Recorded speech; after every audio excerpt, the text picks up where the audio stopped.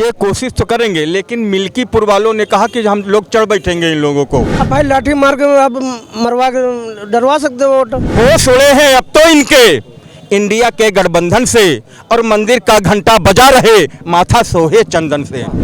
इन अधिकारियों का के वजह से ये निष्पक्ष चुनाव प्रभावित हो सकते हैं कि तुम्ही से काम है सबका, तुम्ही से नाम है सबका, मिटा दो जुल्म की हस्ती, यही पैगाम है सबका। जुल्मी कब तक जुल्म करेगा, सत्ता के हथियारों से जर्रा जर्रा गूंज रहा है परिवर्तन के नारों से। आज का मुद्दा है उत्तर प्रदेश के मिल्कीपुर विधानसभा का उपचुनाव। जी हाँ, मिल्कीपुर विधानसभा का उपचुनाव तमाम उपचुनावों के साथ रोक दिया गया था, और तब चुनाव आयोग ने कहा था कि ये मामला सब जुडिस है, यानी कि अदालत में है। और चूँकि अदालत से मामला ख़त्म हो चुका है, तो मिल्कीपुर विधानसभा का उपचुनाव होने वाला है।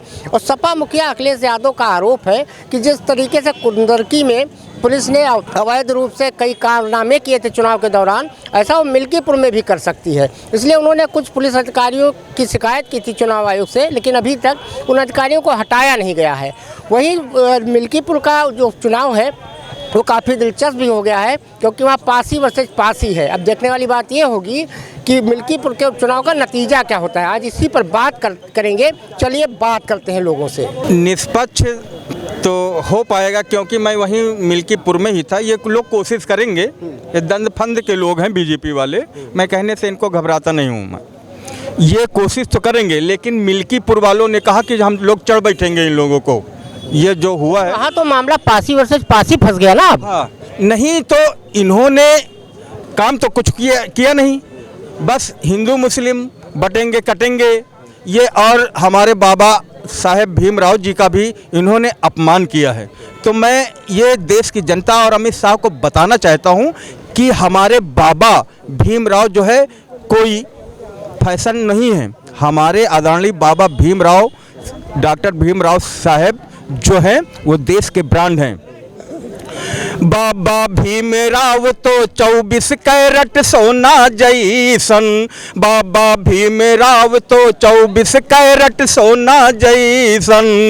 अरे अपने बाबा ब्रांड देश के नहीं है फैशन, अरे मेरे बाबा ब्रांड देश के नहीं है फैशन। बाबा भीमराव तो 24 कैरेट सोना जैसन। और अभी आपने पूछा ना कि वहाँ जीतेंगे या नहीं जीतेंगे सपा, अभी आप पूछ ही रहे थे, तो मेरा कहना है होश उड़े हैं अब तो इनके इंडिया के गठबंधन से, मंदिर का घंटा बजा रहे और माथा सोहे चंदन से।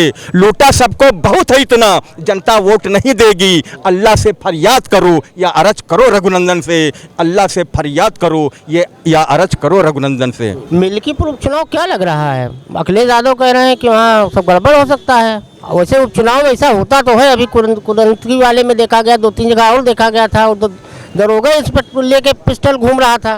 क्या कहना है?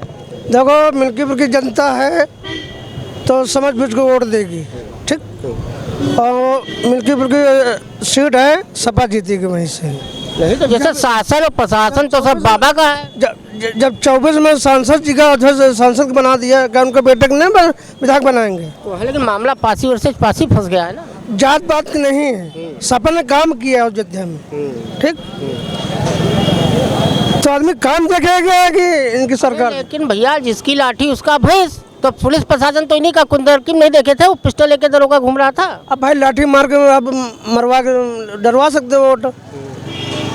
लेकिन टोटल ओवरऑल लग रहा है आपको कि वहाँ पे चुनाव जो है सपा जीत जाएगी? सपा जीत जाएगी, 1 लाख वोट जीत जाएगी। अब क्या लग रहा है आपको, निष्पक्ष होगा कि नहीं होगा? कोई सवाल नहीं उठता कि भारतीय जनता पार्टी से किसी भी सिस्टम में आप न्याय की उम्मीद करते हैं, नेक सपना की उम्मीद करते हैं। भारत के संविधान में तो उपचुनाव तो निर्वाचन आयोग कराता है, उसमें क्या दिक्कत? निर्वाचन आयोग को समाजवादी पार्टी प्रमुख अखिलेश यादव ने लिखा कि इन अधिकारियों के वजह से ये निष्पक्ष चुनाव प्रभावित हो सकते हैं। 24 घंटा बीत गया, आपने अब तक क्या किया? अब तक आपने ट्रांसफर क्यों नहीं किया? जांच पड़ताल करना होगा चुनाव आयोग। जांच जब रिजल्ट आ जाएगा तब, हाँ, उसके बाद कर लिया जाएगा। उसके बाद वाला तो अब बाद के बारे में तो हमने कोई भविष्यवक्ता तो है नहीं साहब। अच्छा, उस समय मिल्कीपुर उपचुनाव कहने को चाहते तो करा सकते थे, जब कोर्ट से वो मामला वापस ले लिया था पूर्व विधायक जो गोरखनाथ जी थे, तब क्यों नहीं कराया, अब काहे करा रहे हैं? सबसे बड़ी इनको डर लगता है। ये देखिए साहब, ये लोग लड़ाकू नहीं है। लड़ाकू और विश्वासघाती में अंतर होता है, राजनीति और कूटनीति के पैरे में अंतर होता है, नेक और अनेक में अंतर होता है। इसलिए कि नेकता में के गर्भ में अगर अनेकता पैदा हो जाए ना, तो सिस्टम को संभाला जा सकता है। नहीं तो जैसे अयोध्या लोकसभा सीट तो सबके पास सही है, तो भाई मिल्कीपुर उपचुनाव पूरा इंडिया गठबंधन मिलकर लड़ रहा है ना, कांग्रेस ने भी समर्थन दिया है, बसपा अपना वहाँ पे उम्मीदवार नहीं उतार रही है, तब तो उम्मीद की जा सकती है। इनकी लड़ाई कहाँ है, ये किस चीज पर लड़ रहे हैं? इनका थोथा वादा है सबका साथ, सबका विश्वास, सबका विकास। इतना बड़ा महाकुंभ करा रहे हैं, 40 करोड़ लोग आ रहे हैं। अच्छा, तो उसमें मिल्कीपुर विधानसभा का शेयर क्या है? मिल्कीपुर विधानसभा के आम जनता का शेयर क्या है? वहां का छात्रों का क्या शेयर है? वहां का उद्योगों का क्या शेयर है? वहां का सिस्टम का क्या शेयर है? शेयर तो किसी का कुछ नहीं है। तो कुंभ आप अपने लिए कराया है, कुंभ जो है अपने वोट के भविष्य के सृजन के लिए कराया है, अपने विधि और विधान के लिए कराया है, जनता के लिए वोट नहीं, वो कुंभ नहीं है। आपने कुंभ का मार्केटिंग कर दिया है भारतीय जनता पार्टी के लिए। इसीलिए मैं बार बार कहता हूं कि भारतीय जनता पार्टी का हिंदू भी अलग है, सनातन भी अलग है, राम भी अलग है, और पूरे कायनात का राम और हिंदू और सनातन हम लोग एक साथ खड़े हैं आपके सामने। आपका क्या कहना है, मिल्कीपुर उपचुनाव जो होगा वो निष्पक्ष हो पाएगा? समाजवादी पार्टी के राष्ट्रीय अध्यक्ष श्री अखिलेश यादव जी ने मांग किया है कि 3 क्षेत्र के दरोगाओं का ट्रांसफ़र कर दिया जाए, तो क्यों नहीं कर रहा चुनाव आयोग? आप ये बताइए कि ये जांच पड़ताल कर रहा होगा। ये कुदरती वाला हाल करना चाह रहे हैं कि जैसे एक दरोगा पिस्टल लेके वोटरों को रोक रहा है। तो मैं मिल्कीपुर की जनता से कहना चाहूँगा कि तुम्ही से काम है सबका, तुम्ही से नाम है सबका, मिटा दो जुल्म की हस्ती, यही पैगाम है सबका। जुल्मी कब तक जुल्म करेगा, सत्ता के हथियारों से जर्रा जर्रा गूंज रहा है परिवर्तन के नारों से। आप ये बताइए कि मिल्कीपुर में आदरणीय योगी जी कितने कल कारखाने लगाए हैं, कितने विश्वविद्यालय खोले हैं, कितने मेडिकल कॉलेज खोले हैं, कितने रोजगार दिए हैं, इस पे चुनाव लड़े ना, कितना विकास किए हैं। आप तो केवल धर्म के नाम पे वोट मांगते हैं कि आप अभी कह रहे थे कि मंदिर बनवा दिए तो महाकुंभ हो रहा। ये आस्था की बात है, पहले से चल रहा है, लेकिन आप जनता के लिए क्या किए हैं? अरे 8,000 करोड़ रुपया महाकुंभ में खर्चा कर रहे हैं योगी जी। अभी कल आग लगी थी, 5 मिनट में बुझा दिया गया, सब चैनल चिल्ला रहे थे। 5 मिनट में नहीं, 50 मिनट लगा, और कुछ लोग जल भी गए हैं, उसको नहीं बता रहे हैं। कुछ लोग जल भी गए हैं, और जब इतना हाईटेक व्यवस्था थी, अडानी वगैरह सब वहाँ ठेके पे काम किए हैं, वहाँ भ्रष्टाचार हुआ इसलिए आग लगी है। नहीं तो सनातनी बता रहे हैं अग्निदेव की कृपा बरसी है। अग्निदेव की कृपा जो है, अगर इसका तो माननीय मुख्यमंत्री जी ही बताएंगे कि वह वहाँ मौजूद थे। अब क्या हुआ? वो जो आग लगी वो गोरखपुर के ही गीता प्रेस के बगल में लगी हो। मुख्यमंत्री जी भी गोरखपुर से बिलोंग करते हो, कल वो थे भी वहाँ, तो अग्निदेव का विशेष कृपा है भाई। अब माननीय मुख्यमंत्री जी ये सब बताएंगे जनता को कि आग कैसे लगी, क्यों लगी, अग्नि देवता का ही कृपा थी कि किसका थी। लेकिन जो हुआ हादसा बहुत ही दर्दनाक है, बहुत ही अफसोसजनक है।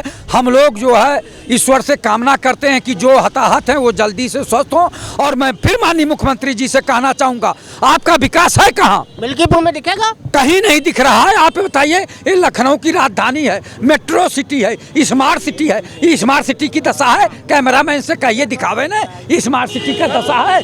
और नगर निगम इधर है, इधर विधानसभा है, इधर विधानसभा है, इधर नगर निगम है, 200 मीटर दूरी पर। जरा दिखाइए, यही विकास है, यही अति सुंदर लखनऊ। भाजपा कार्यालय कितना विकसित हुआ? बहुत विकसित हुआ।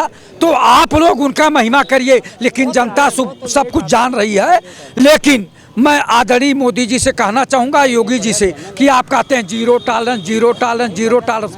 आपके एमएलए, आपके एमएलसी, आपके आईएएस, आईपीएस, पीसीएस और पीपीएस जो 200 बीघा का कृषि फार्म खरीदे हैं लखनऊ के इर्द गिर्द, 6 फार्चूनर 7 फार्चूनर।